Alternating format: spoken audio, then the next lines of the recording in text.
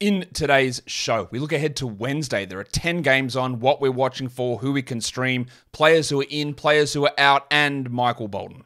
Thanks, Josh. It's Michael Bolton here, and it's time for another episode of the Locked On Fantasy Basketball Podcast. Let's get to it. Let's get to it, indeed.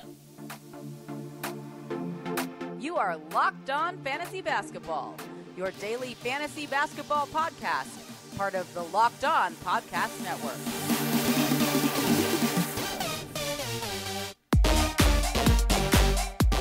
Hello and welcome to the Locked On Fantasy Basketball Podcast, brought to you by Basketball Monster. My name is Josh Lloyd and I am the lead fantasy analyst at basketballmonster.com, and you can find me on Twitter, as always, at redrock_bball, on TikTok at redrock_bball, and on Instagram at Locked On Fantasy Basketball.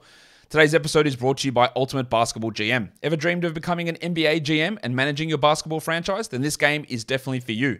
To download the game, just visit ultimatebasketballgm.com or look it up on the app stores. Our listeners get a 100% free boost to their franchise when using the promo Locked On, all caps, in the game.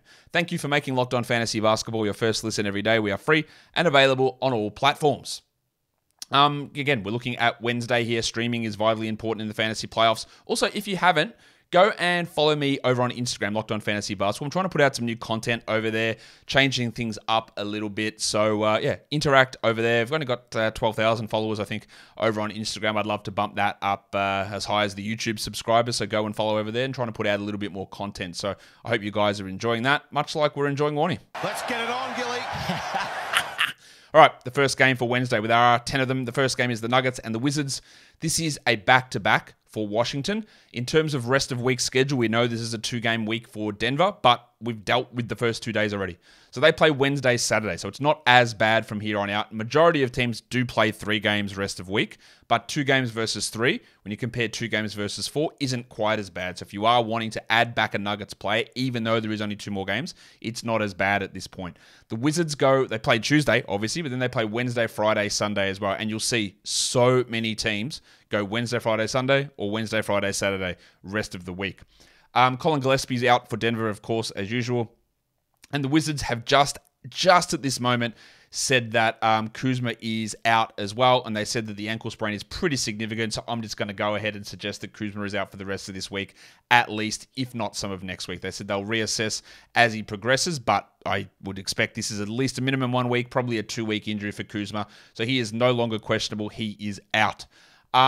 For the Nuggets, I do want to watch Maga Porter Jr. because his minutes have been frustrating at times with the doctor, Michael Malone, benching him at times for defense, but Porter is playing a little bit better of late, putting up some much better lines, but there's always the element of risk in him. Now, if he was dropped, which I don't think he probably was, but if he was, you go back and add him now with the game Wednesday, Saturday. I also want to watch Jamal Murray, not that he's been dropped anyway, but the headmaster has really struggled with his shooting, but one thing that is really interesting with Murray is the gigantic minutes that he is playing. He's playing 37, 35, 39, 40 minutes, even though he's dealing with a knee issue. A, because they can't trust Reggie Jackson because he is trash. And B, they're just pumping these minutes into Murray. We need efficiency back, though. Because if he's not efficient, the extra minutes hurt because of the drop in field goal percentage. So I want to see what his playing time looks like, but also what they're able to do in terms of the minutes there with him. In terms of the Wizards and Kuzma being out, we'll get an idea again today, but that does boost the value of Gafford. It boosts the value of Kispert. It boosts the value of Avdia. It boosts the value of Wright and Morris. There's like 5 guys who move into being 12-team streamable players. And with 3 more games this week, they are on the menu. Remember, Wednesday is a 10-game day, though, so you might not have an active roster spot, and the same might happen Friday. So adding a Wizards player, if you haven't already added them for Tuesday, might not work if you can't play them for those 2 days and then you're waiting for something on Sunday. That is going to be the case for every one of these teams. Look at your roster. Do you have room in your active spots on Wednesday? Do you have room on Friday? That will necessitate what sort of decisions that you can make or which sort of players that you can add. The Warriors and the Mavs. Both of these teams go, not surprisingly, Wednesday, Friday, Sunday. We're going to see that a lot. Andy Wiggins is out. Gary Payton is out for the Warriors. Kevon Looney has popped up on the injury report as probable with back soreness, and Draymond has popped up with wrist soreness. Draymond did have to leave the game, I think 1 or 2 games ago, due to that wrist issue, but he is probable on the injury report due to the wrist soreness For Dallas, we still have a lot of the unknowns there. We've got Luka Doncic, who's questionable. Oh, stunning. Yeah. He was questionable last game as well. He's missed 5 straight. Kyrie Irving has played the last 2, despite questionable tags, but he was in a walking boot post-game. The foot is a real problem for him. They are both questionable, as is Markieff Morris. Jaden Hardy apparently sprained his ankle last game, but that was via Jason Kidd, who lies all the time, so it's very hard to understand whether that was true or not, or whether it was some bullshit excuse why he didn't play him. But if Doncic and Irving are out, then we're really leaning into Hardy and Josh Green as excellent streamers. But the questionable tag makes it tough to understand. I think Doncic plays and Kyrie doesn't, but that's a guess. On the Warriors, we want to watch Dante DiVincenzo because the minutes were well down last game. For no real reason apart from he shot really poorly. Interestingly, they are giving minutes every night here, 10 minutes to Moses Moody, which is impacting some of their other players. Now, they are going to move things around, like Kuminga was really good and he's getting good minutes, and we do want to watch that. He's played 25 minutes in 3 consecutive games here, Johnny, despite coming off the bench. That makes him an option for us, but a lot of his value gets fueled by like 70% shooting, and if he has a rough night, Kerr will bench him. DiVincenzo is one to watch, but the worry I have here is last 2 games, 23 and 19 minutes. That's a concern. If he sticks at 23, he's not a 12-team league player. We'll give him another go today or for Wednesday, but we want to watch that. And then for the Mavs, I do want to watch Jaden Hardy. Will he stick in the rotation over Justin Holiday? Because that's what happened last game. That makes him at least a deeper league guy, and he pushes up into a top 100 player if Kyrie and Luka happen to be out. I don't know which one I go for, Josh Green or Jaden Hardy there. Hardy's more explosive, more scoring upside, whereas Green's probably a little bit more reliable and less likely to damage your field goal percentage, but there is way more upside in Hardy. I also want to watch Christian Wood, who's played 26, 34, and 29 minutes the last 3 games. Is that solely because Luka is out? If Luka and Kyrie both play, does Wood go back to playing 20 minutes? Or has Kidd changed his mind and wants to play him 30 now? What does that mean for Maxi Kleber? What does it mean for Dwight Powell? This rotation is full of question marks. We keep rolling with Wood, but I wouldn't be shocked if there is some sort of pretty significant drop-off in his production. Today's episode is brought to you by the game Ultimate Basketball GM. This ad copy says that I'm really geeked out. That's not something I would ever say, but I do like it because we all love fantasy basketball. We all love building teams. We all love making trades, and this is your chance to be like an NBA GM and build a team up and see if you can take them to glory. You're responsible for hiring the right coaches and assistants, trading and training players, making draft picks, navigating your franchise through free agency and the draft, and all of the ups and downs of the season. A big injury to your star player, what do? Do you make a trade? Do you ride it out? All of those decisions are in your hands on this game, which is free to play. You can play it offline and on the go whenever you want to.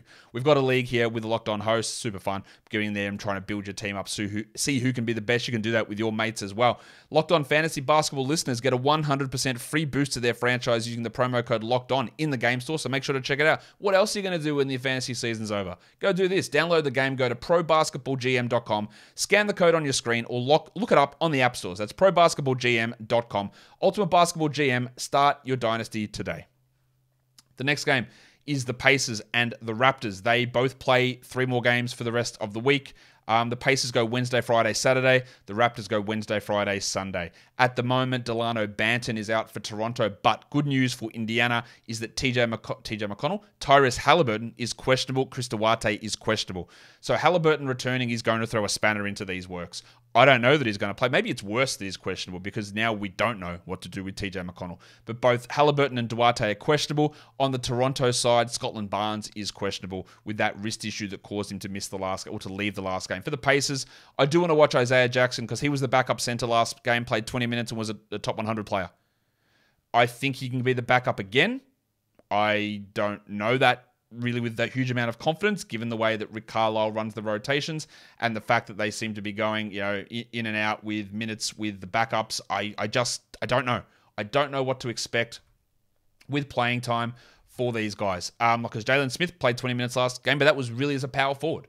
But if Halliburton returns, that impacts guys like Duarte and Mathurin and Nesmith and Nwora and pushes them all up the pecking order, making it harder for minutes to be found for Smith at power forward. So I don't know. But I do want to watch. If Isaiah Jackson is the legitimate backup center, which I don't think he is, but if he is, then he's got value. And I think he at least will be for this game. I also want to watch Jordan Nwora, who played 21 minutes last game coming off the bench, but that was more than Nesmith. Was it more than Nesmith because Nesmith got 5 fouls, or is it back to that pattern of Nwora playing over Nesmith despite coming off the bench? Irrespective, Nesmith and Nwora probably move out of 12-team league guys, although they are interesting stream options when you're looking desperate. For the Raptors, I do want to watch Gary Trent, whose minutes have been up. Now, he's going to hurt you in field goal percentage a lot of the time, but if Barnes is out, I expect 37 minutes or so from Trent. I don't know who else they would play in that position. It's got to be him. I also want to watch Christian Koloko, not because I think he's good, but because he had 2 games in as the backup center, and then they took him out against the Bucks and put Precious Achiuwa back in there. So is it Koloko or Achiuwa who gets those minutes? Because Koloko getting 10 minutes could be 2 blocks, and that's important for deep leagues. Achiuwa getting 20 minutes makes him the 300th best player and useless in every format. So I just don't know how they're going to run that. So we want to watch that backup center position just to see if there's anything that we can get out of it in terms of predictions. Predictions? That sounded weird. Predictions. The Knicks and the Heat. Both of these teams have 2 more games this week. The Knicks, Wednesday, Thursday. We're dropping all Knicks after Thursday. Well, not all Knicks. Depends on your league. If you finish on Sunday, then yeah, we drop all Knicks after Thursday. Otherwise, the fringes, Barrett, Quickly, Hart, they all get dropped after Thursday. There's someone else I'm missing there. Hartenstein, Robinson, they all get dropped after Thursday. You just hold Randall and Brunson, really. For the Heat, they got 2-game week. It starts tomorrow, Wednesday, Saturday. So like the Nuggets, not as bad now as what it was starting Monday. Cody Zeller will remain out for Miami with that nasal fracture, but Caleb Martin has appeared on the injury report. He's questionable with knee soreness. If he misses, I think they'll give a little bit more to Kevin Love, which puts him on the map. And I think they'll go with Max Strus, who's played some power forward as well. Or, yeah, played small forward while Jimmy Butler plays power forward. But it appears Strus is the head of Oladipo in the rotation, so he'd be the guy to pay attention to. For the Knicks, RJ Barrett has stunk, really. Look, he's got 2 more games this week. You would hold for the back-to-back, but after that, you don't. His minutes are down. The impact of Harden quickly is impacting him quite a bit, along with Grimes. Also watch Hartenstein, who's had 20 minutes now in 4 consecutive games and at least 19 minutes in 6 consecutive games. They're limiting Robinson and playing closer to a minute split. Hartenstein was a strong ad for Monday, Wednesday, Thursday. We drop him after that, of course. But let's see if they keep going with 20 minutes. Or is there any chance that he plays more than Mitchell Robinson? I doubt it. Is there any chance either of them get over 10% usage? That's the big question. For the Heat, I do want to watch Kevin Love because last game before he had that issue with his head where he smacked Jalen Duren, how he was on the way to more minutes. He played 24 minutes, and that includes a trip to the locker room. And if Caleb Martin's out, do they lean a little bit more into Love? I'm not willing to say he's a 12-team league player, but if Martin is ruled out, then where's Obi going? If Martin is ruled out, then I will try Love as an option there. Also want to watch the big fella, Kyle Lowry. Double cheeked up on a Thursday afternoon. He was pretty good last game. 25 minutes, more minutes than Gabe Vincent. 6 rebounds, 6 assists in that game. I think he only had 7 points. You're going to have low points and poor shooting at times, but his ability to get assists at least puts him on the radar. I don't think he's a must-roster player at all, and he is listed probable in this game, but we do need to watch to see how the minutes go between him and Gabe Vincent. The next game we take a look at is the Spurs and the Bucks. The Spurs are on a back-to-back. It is going to be disgustingly messy. We know that Jay Crowder is out for Milwaukee. Goran Dragic is out. Myers Leonard is out. And on the Spurs side of things, well, I don't know. Keita Bates-Diop, Devontae Graham, Malachi Branham are all playing on Tuesday. Trey Jones, Doug McDermott, and Romeo Langford are all playing on Tuesday. I can sit here and tell you now that I don't expect that Trey Jones is going to play on Wednesday. I think he'll be out. I think Doug McDermott will be out, and I think Romeo Langford will be out. I think all those guys definitely sit on Wednesday. I think there is a chance that Devontae Graham sits on Wednesday. I think Keita Bates-Diop sits on Wednesday. I think Malachi Branham probably sits on Wednesday as well. But the guys who are all out today, Vassell, Keldon, Zach Collins and Jeremy Sohan all will play on Wednesday as my guess. The guys who play both nights, I think will be Mamo Kalishvili, and I think will be Blake Wesley, and then maybe Champagny or Dominic Barlow. But I think we're going to have Vassell, Johnson, Collins, Sohan all return, and you're going to have Bates-Diop, Graham, Branham, Jones, Langford all out. But I don't know. It is a complete shit show with that team. So I don't know what we're watching for. Yes, we can. The value of streaming for Wednesday on the Spurs is lower because you're going to have Vassell, Johnson, Collins, Sohan all come back.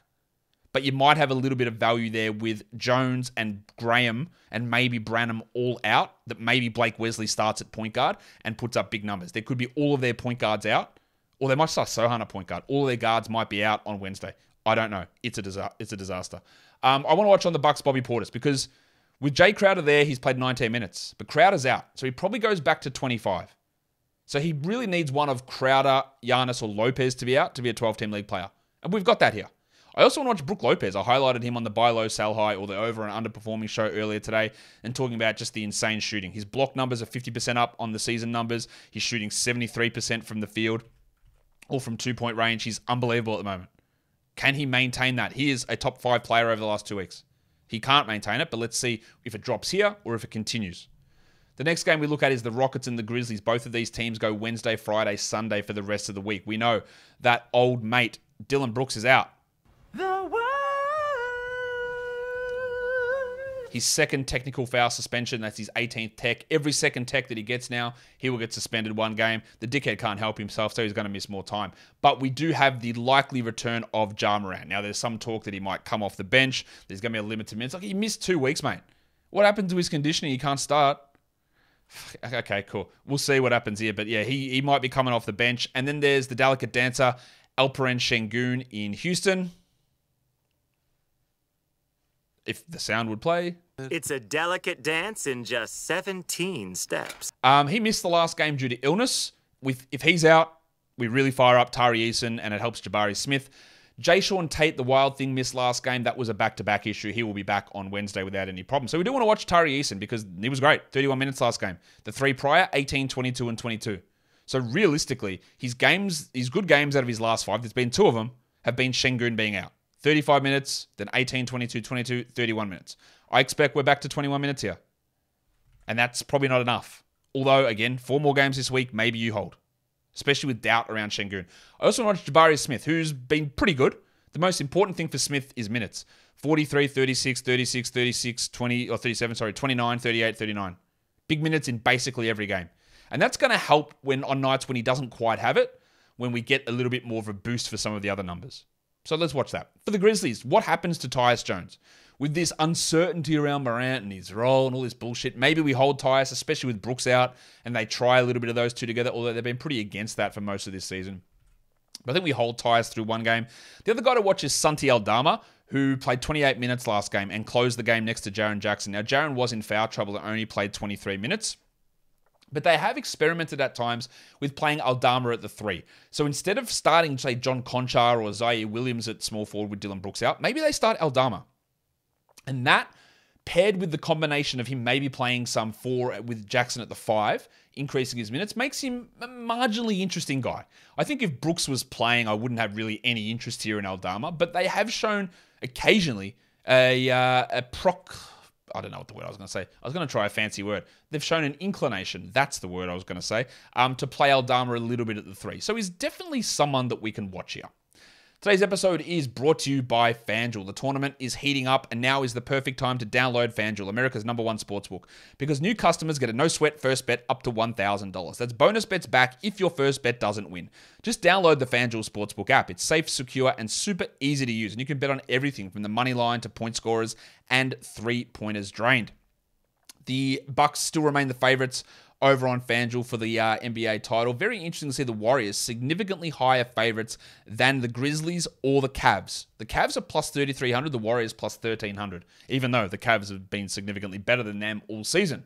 You can check that out over on FanDuel. You can also combine your bets for a chance at a bigger payout with a same-game parlay. So don't miss your chance to get your no-sweat first bet up to $1,000 in bonus bets when you go to FanDuel.com/lockedon. That's FanDuel.com/lockedon to learn more. Make every moment more with FanDuel, an official sports betting partner of the NBA. Don't forget to gamble responsibly. The next game. It's the Sixers-Bulls. We just saw this game 2 games ago, and the Bulls got their first victory over Joel Embiid first time they've ever beaten an Embiid team.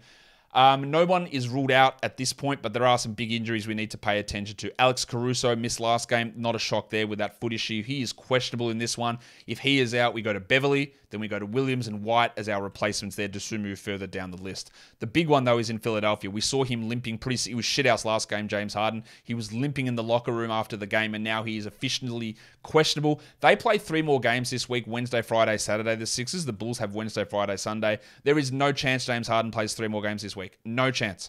He will sit at least that back-to-back. In fact, I think we get 1 game out of Harden. I think he sits Wednesday, Friday, and then we get him back on Saturday, which means that DeAnthony Melton's value goes through the roof, especially with PJ Tucker also questionable. Melton was great last game, 33 and 34 minutes. Of course, the 2 games prior to that, he combined for 34 minutes. That's what makes him so hard to roster. But with Harden likely out, with Tucker perhaps out, Melton's value goes way up, and I think you're going to get it up for Wednesday, Friday. I think Harden will sit both of those games. And by get it up, that's not exactly what I meant. I also watched Tobias Harris, who continues to sort of struggle along. But absences help him quite a bit. So we keep rolling with him, and we take advantage of the fact that Harris is out, or Harden is probably going to be out. For the Bulls, I do want to watch Patrick Williams. Sort of stat today that he had like one of the best net ratings I think he had the best net rating in the clutch for this team this season. He doesn't do much fantasy-wise, but his minutes are up the last two without Alex Caruso. It's sort of a hit-or-miss proposition as to whether he's going to put up fantasy numbers. But if Caruso is out, he's worth rolling the dice on. So is Kobe White, who offers a different skill set, points and threes with some assists, but he has been playing much better of late after a really slow start to the season. The Hawks and the Wolves. This is a back-to-back for Atlanta. They go Tuesday, Wednesday, and then they have another back-to-back Saturday, Sunday. While Minnesota only has 2 more games this week, they play Wednesday and Sunday. Jalen Johnson is out for Atlanta. DeJounte Murray is out on Tuesday. We don't know Murray's status for this game on Wednesday. Well, for the Wolves, huge news. Anthony Edwards is questionable, but Karl Anthony Towns is also questionable, as is Jalen Noel. So there are lots of things here.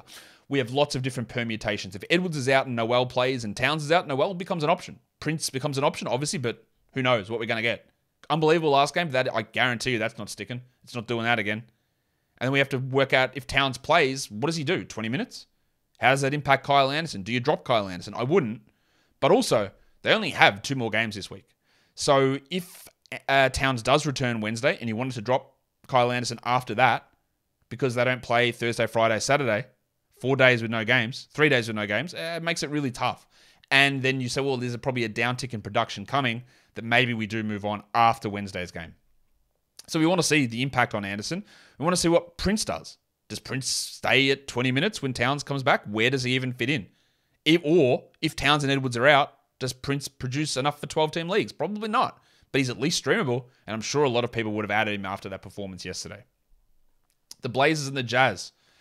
That's the next game. They both play 3 more games. Blazers go Wednesday, Friday, Sunday. The Jazz go Wednesday, Friday, Saturday. Justice Winslow's out. Agbaji is out for the Jazz. It's not official, but I'm assuming that the man on the street, Jordan Clarkson, is sidelined.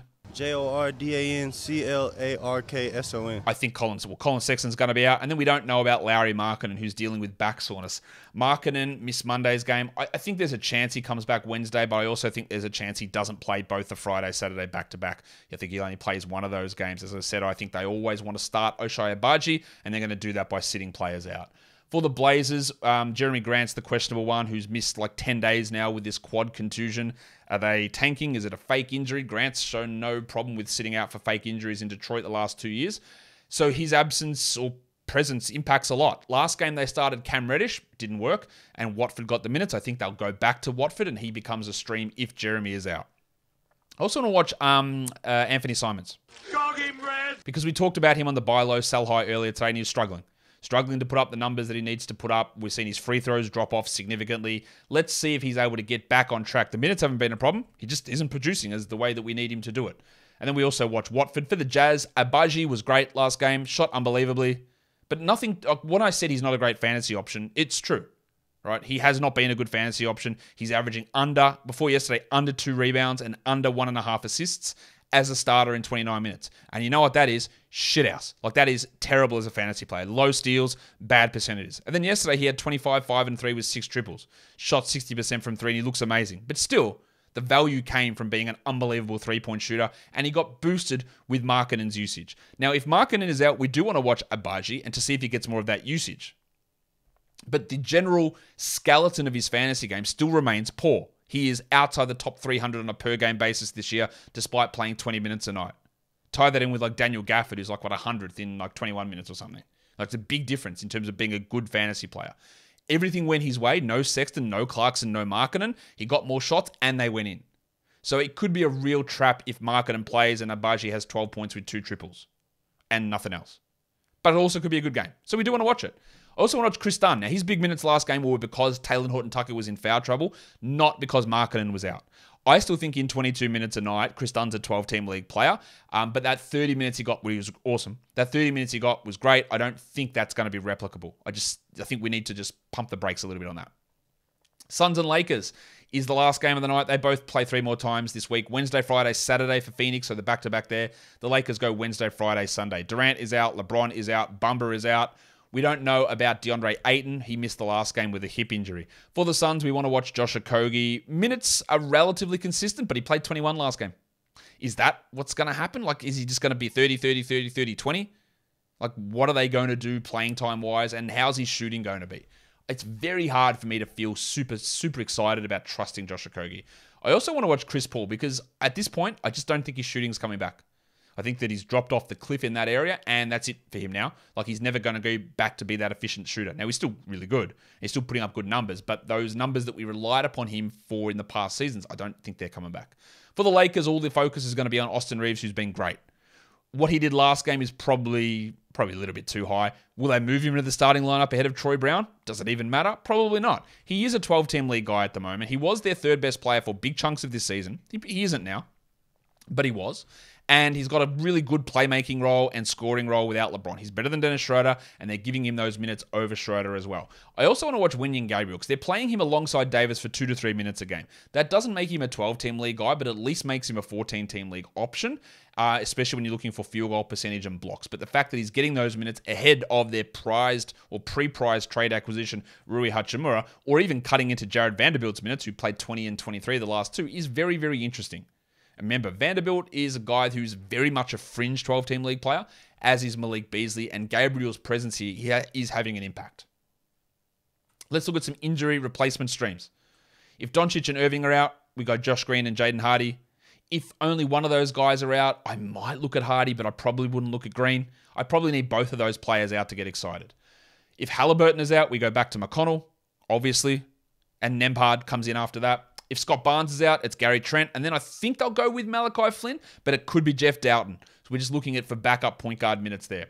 If Ayton is out, Biyombo will be the option. It's just rebounds and blocks and field goal percentage. Don't expect much, but that's what he does. If Markkanen is out, Agbaji really does get that boost there, as does Simone Fontecchio. If Şengün is out, Tari Eason's the guy we look at. Jabari Smith gets a boost, and Usman Garuba does as well. If Morant is out, obviously we go back to Tyus Jones. And then even Santi Aldama might get a few extra shots in that spot. If Edwards is out, Prince and Noel, but there's a lot of factors there with the Towns' potential return or absence as well. Even Noel status is up in the air. In terms of back-to-backs Wednesday, Thursday, we're just looking at the New York Knicks. They're the only team that got the Wednesday, Thursday back-to-back. In terms of streaming on Wednesday, again, look, can you actually do it? Do you have a full roster or not? If you don't, here are some guys. Chris Dunn, Matisse Thybulle. These guys are all available in over 50% of leagues. Austin Reeves. Now, Thybulle, if you're streaming him, it steals. That's it, right? Like, his value gets boosted because of that. Maybe he has a good night in other areas, but it's really for steals. Austin Reeves. Dante DiVincenzo. Yes, he was poor last game. I have some faith. Xavier T. Illman. Dan Gafford, Monte Morris, and Patrick Beverley. The absence of Kuzma helps Gafford and Morris quite a bit, and the absence of Caruso would boost Beverley up this list. For deeper leagues, these guys are all available in 10% or more of leagues. Available in 90% or more leagues. Grayson Allen, Luke Kennard with Brooks out, Torrey Craig, John Concha, maybe with Brooks out, Reggie Bullock, Joe Ingles, Kobe White, and Troy Brown Jr. I'd even consider Ingles and White as 12-team streaming options. For points leagues, these guys are available in 40% plus of leagues. Horton Tucker, Sohan, the Spurs, who knows? There's a lot of different things that can happen there. It might be Blake Wesley we're looking at as well, or Malachi Branham. But Sohan's available in 40% plus, and I think he'll be back and playing. Chris Dunn, Kevon Looney, Tillman, Ben Matherin's available in 40% plus, Austin Reeves, and KJ Martin. If we look ahead to the next 4 nights, Wednesday, Thursday, Friday, Saturday. In terms of low volume days, we're looking at Thursday and Saturday. So which guys can we take a look at to give us the boost if we have full rosters Wednesday, Friday? Well, we're looking at Clippers guys. So we've got Eric Gordon with 2 games, Josh Richardson with 2 games for the Pelicans, Finney Smith and the Nets have 2 games. The Cockroach Mason Plumlee has 2. Larry Nance has 2. Royce O'Neal has 2. Seth Curry has 2. And Marcus Morris has 2. Guys that are widely available, who you can add, get 2 games for the price of 1. I really like the Gordon one out of this one the most, but there's some upside in Nance, there's some upside in O'Neal. There might even be upside in Plumlee, probably not, but there is some value there at least. For the next 4 days in general, including the big volume days, we've got a bunch of teams playing 3 games, and these are all guys available in 40% plus of leagues, and you can get the 3 games in 4-night boost here. Horton Tucker, Grayson Allen, Josh Okogie, Benedict Mathurin, Torrey Craig, Timothy John McConnell, Aaron Nesmith, and Kevon Looney. And McConnell, even with Halliburton coming back, 3 games, 20 minutes a night. If he gets that, he might get more than that. Like, there's enough value in trying him out, I think, or holding on just because of how good that schedule is. If you look at the upcoming chunks for the week, we've got 3 games in 4 nights. Bucks, Jazz, Pacers, Sixers, Suns. No one plays 4 games in 4 nights, 4 games in 5 nights. There's a bunch of teams, and you'll notice the schedule's getting really packed here. 4 games in 6 nights. Mavericks, Bucks, Blazers, Suns, Jazz, Sixers, Bulls, Rockets, Pacers. No one goes 5-7, and there's heaps of teams going 5-8. Grizzlies, Bucks, Mavericks, Thunder, Blazers, Jazz, Suns, Bulls, Rockets, Sixers, Pacers. This schedule is about to be jam-packed. Guys, follow this podcast, Apple Podcasts, Google Podcasts, Stitcher, Spotify, and on the Odyssey app. And if you're here on YouTube, you thumb it up and you leave your comments down below. Guys, we are done here. Thank you so much for listening, everyone. See ya.